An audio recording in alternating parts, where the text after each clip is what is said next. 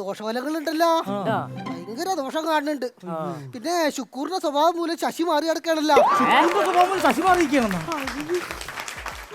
അതല്ല, ശുക്രന്റെ അഭാവം മൂലം ശനി മാറി കിടക്കുന്നത് കൊണ്ട്. ശുക്രന്റെ അഭാവം മൂലം ശനി മാറി കിടക്കുന്നുണ്ടും ശുക്രൻ ഉച്ചസ്ഥാനിൽ നിന്ന് ഉച്ചക്ക് ഒച്ചത്തിൽ നിലവിളിച്ചിട്ട് കിടക്കുന്നു. മനസ്സിലായില്ല? അയ്യോ, എന്റെ മനസ്സിലായില്ല. ഞാൻ കുഞ്ഞുട്ടൻ അത് മനസ്സിലായി, താൻ പറഞ്ഞത് മനസ്സിലായില്ല. അതെനിക്ക് മനസ്സിലായില്ല. മനസ്സിലാക്കി തരാം. അതായത് തന്റെ അച്ഛന്റെ ആത്മാവ് പെരക്ക് വിട്ടു ഇങ്ങനെ ഓടി അടക്കാണ്. എന്നെവിടെയെങ്കിലും കൊണ്ടും തിരുത്തേ, എന്നെവിടെയെങ്കിലും കൊണ്ടും തിരുത്തേ, എന്നെവിടെയെങ്കിലും കൊണ്ടും തിരുത്തേ.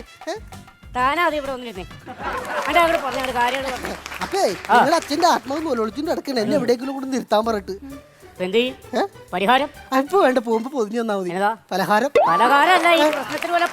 പരിഹാരം ഉണ്ടല്ലോ, എന്തിനൊരു പരിഹാരം ഉണ്ടല്ലോ. കുറച്ച് വഴിപാടുകളൊക്കെ മുടങ്ങി കിടപ്പുണ്ടല്ലോ. ഇവിടെ പലകെ കാണുന്നുണ്ട്. ചേട്ടാ ഉണ്ട്.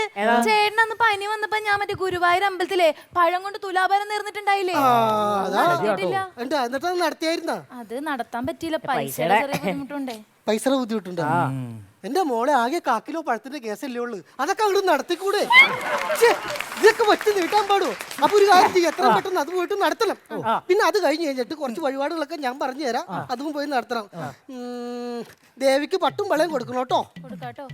പിന്നെ മുരുകന് വേലി പണിത് കൊടുക്കണം കേട്ടോ. വേലി മാത്രമല്ല, അടിപൊളി മതിലും പണിത് ഗേറ്റും വെച്ച് കൊടുത്തു. അയ്യോ എടാ മഹാഭാവി, വേലിയല്ല, വേലി ചൂലൊരെണ്ണം പണിത് കൊടുക്കണം കേട്ടോ. കൊടുക്കാട്ടോ. പിന്നെ ഗണപതിക്ക് പാലും പഴവും കൊടുക്കണം കേട്ടോ. പിന്നെ ഇതൊക്കെ ഗണിച്ചു പറഞ്ഞ ജോലിസിന് ഒരു 1500 ദക്ഷിണ കൊടുക്കണം കേട്ടോ. എന്നീ കോപ്പൊന്നും കൂടെ നടക്കൂല.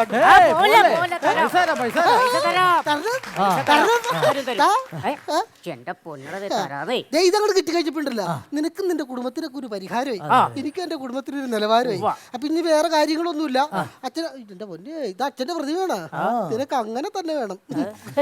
അപ്പൊ ഈ അച്ഛനെ അങ്ങോട്ട് നമുക്ക് ആവാഹിച്ചിട്ട് ഈ പ്രതിമയിൽ കാക്കി കഴിഞ്ഞിട്ട് നമുക്ക് അച്ഛനെ എവിടെയെങ്കിലും കൊണ്ടുവന്ന് ഇരുത്തണം. എവിടെ ഇരുത്താൻ പറ്റും? പലയിൽ ഇരുത്തിയാലാ? ഏറ്റുമാനൂട് കുഞ്ഞമ്മയുടെ പേരിൽ 3 സെന്റ് സ്ഥലമുണ്ട്, അവിടെ ഇരുത്താം.